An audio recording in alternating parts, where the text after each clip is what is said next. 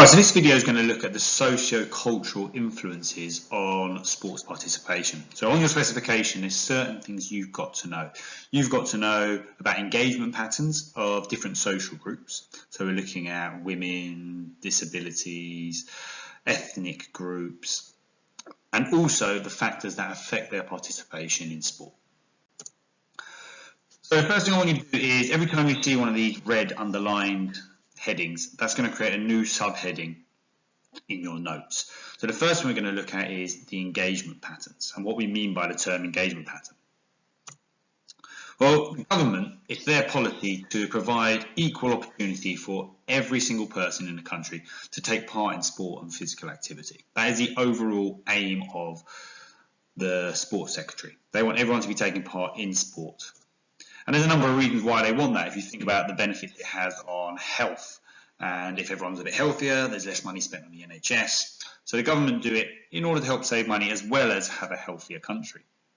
And there's more facilities, there's more opportunities to take part in sport now than there ever has been in the past.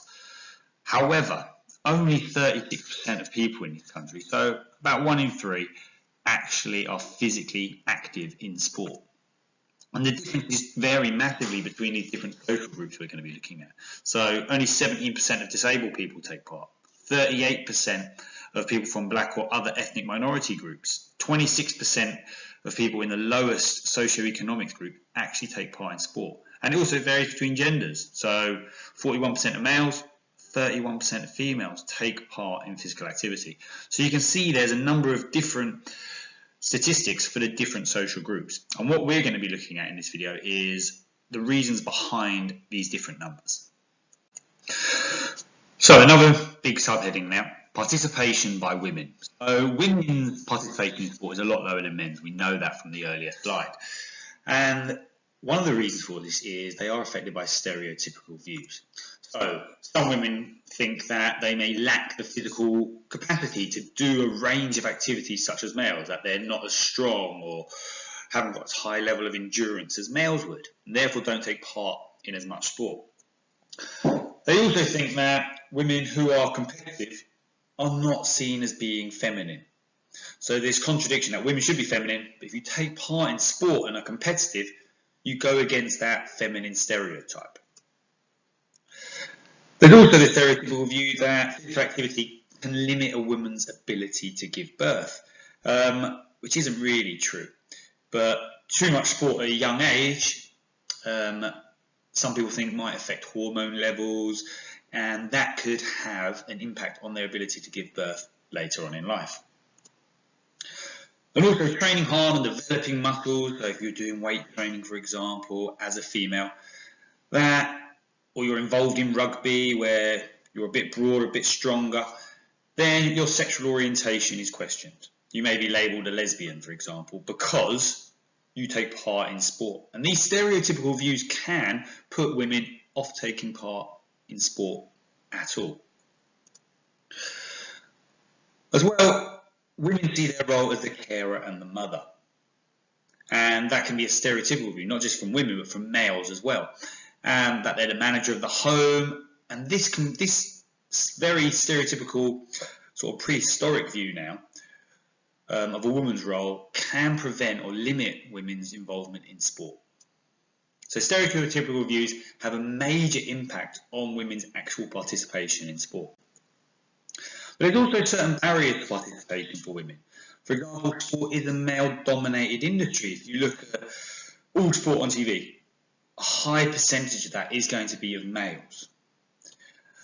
And also, there's less coverage of elite women's sport. If you look on Sky Sports, you might see female netball, female cricket starting to build up, female football starting to become a bit more on BBC, but it's far less media coverage than males. So they've got, straight away, less role models to look up to. And it's also likely that they're going to have less support from their peers and from their family to be involved in competitive sport than males do traditionally. Regarding female facilities, it's much slower in the development than for male performers. There's far less grassroots football for girls than there is males. Even though it is developing and getting to a much higher rate now, there is far less than there is for the male counterparts. And media coverage, usually film sport, focuses on irrelevant details. They'll look at the attractiveness of the woman, whether they're married and have children, rather than their abilities as a performer. So all of these barriers have a major impact on women's actual participation in sport. Next group we're going to look at is participation by ethnicity, so different ethnic groups. And we know that ethnic groups have a much lower participation in this country. And now we're going to look at the reasons why that is. So, an ethnic group is a group of people who share common origins. So that could be race, religion, their culture. Any of these things could make an ethnic group. So in the UK, we have a wide variety of different ethnic groups, and they all have different levels of participation, from very high to very low. And some ethnic groups are massively overrepresented. So if you look at the British football or GB athletic squads, 30% of participants in those squads are from ethnic minorities. Whereas in our general population, ethnic minorities only make up 13% of the population. So ethnic minorities are overrepresented in certain sports. So don't always think it is a negative thing that they're always reduced. Sometimes in elite sport they can be overrepresented. Especially if you look at someone like Mo Farah, one of our most famous athletes, comes from an ethnic group. And also there's a range of social factors that can have an impact. So there's no one sort of racial or genetic factor. People from ethnic groups aren't born with one innate advantage that they have from coming from that ethnic group. There are a range of different influences and no single reason to explain why there is this imbalance with ethnic groups. It's nothing genetic, so it's indicating that there's a range of different social reasons why participation levels in these groups differs. But there are certain factors affecting participation of ethnic groups. Sometimes, for example, it might be that ethnic minorities often come from lower social economic groups. So they've got less disposable income, so they're not able to pay to take part in as much sport otherwise. So there are certain issues that do affect participation of ethnic groups. The next group we're going to look at then is disability participation. With disability participation, there's two different sort of approaches that are taken by the government. There's integration and there's adaptation of different sports. So with integration, what we're talking about is integrating disabled participants into able-bodied participant sport. So disabled participants will combine in the same sport with non-disabled participants. And the big advantage here is that by integrating them, there's less discrimination, less stereotyping, and it reduces the barriers that these people face when wanting to take part in sport. On the other hand, we've got adapted sports. And we're going to watch a few videos of these in the lesson next week. Activities are adapted specifically for those with disabilities, such as wheelchair basketball, wheelchair rugby. And one of the big benefits here is that there's much more opportunity for people to play these sports if you are disabled.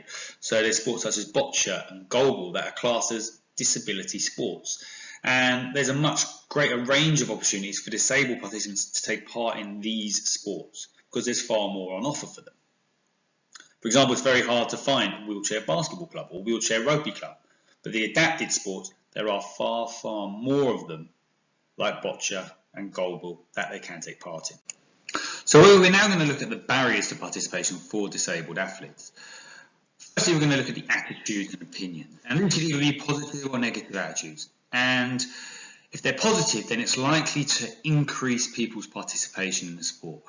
And we're likely to change people's attitudes. The more it's on TV, the more that, for example, the Paralympics gets media coverage, attitudes start to change and disabled participants want to take part in sport more regularly.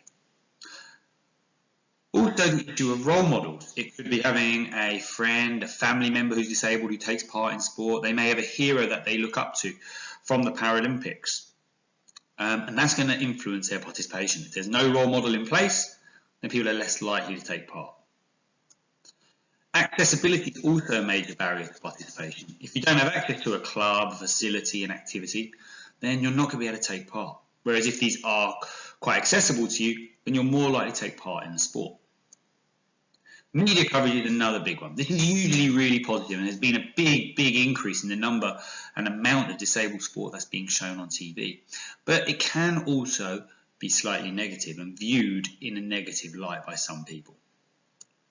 Stereotyping also has a major impact on disabled participants, that they can't do certain sports or they can't do certain things compared to able-bodied participants. And that can have a massive negative effect on their participation in sport. So another big heading now, we're going to look at general barriers to participation. All of these are listed on your specification, so you do need to know how each of these link to the different groups that we've been looking at. So the first one is culture and religion. And that can bring about certain prejudices with it, that certain religions don't want females in that religion taking part in physical activity or being outside as much. So that can really limit participation in certain sports. We've also got family commitments. You may be having to look after a family, go to work to bring money in for the family. You may then have child caring in the evenings. So all of those things could limit your participation in sport. Also the available leisure time. Generally, we have more time available. Okay, leisure time is time away from work and away from any domestic chores. So leisure time for a lot of people has increased, and that should result in more time to do sport and physical activity. Familiarity is also a general barrier to participation. So this is the influence of family members, friends, and role models. So if there is a role model in place that you have to look up to, and they're taking part in sport, then you are far more likely to participate in it yourself. Education is also vitally important. Understanding the importance of exercise for your health and the impact that PE teachers and PE programs in schools can have has a massive impact on whether people participate in sport later on in life. But understanding the benefits is vital for all young people, so they carry on later on in life with the exercise. Socioeconomic factors also have a major impact on your ability to take part in sport. If you don't have that disposable income, you're not going to be able to take part in sport. You're not going to be able to afford the equipment, to hire any facilities, to join a club. And finally, adaptability and inclusiveness. We've got this idea that it should increase disabled participants' participation in sport. So if we're making everything more inclusive and involving disabled and non-disabled athletes and participants together, then it should increase disabled participation in sport. And there are also other factors that affect participation as well. Age is a really big one. When you're younger, some of you may have played an awful lot of sport.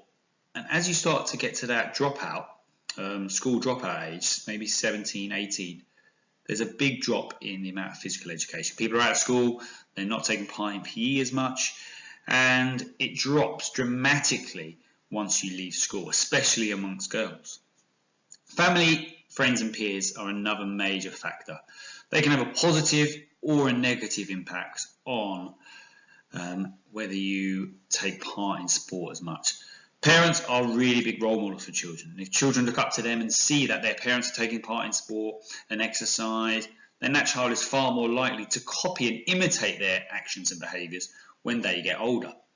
Peer groups are big, your friends. They have a major impact on what you do, and they exert pressure on you. Whether it's to take part in sport and you've got a group of friends who are all playing football and that's why you play football, or that, nah, don't take part in sport, it's a waste of time. It's better to go and just hang out up the high road, and that's more important. And we're social beings as humans. We want to conform with a group. We want to be like our friends. So if your peer group is pushing away from sport and not taking part, then you're far more likely not to take part as well. So there's a range of different things here that affect participation. Make sure you have these notes, and we're going to go through a range of different tasks in the class that are going to be linked to what you've just done in the video.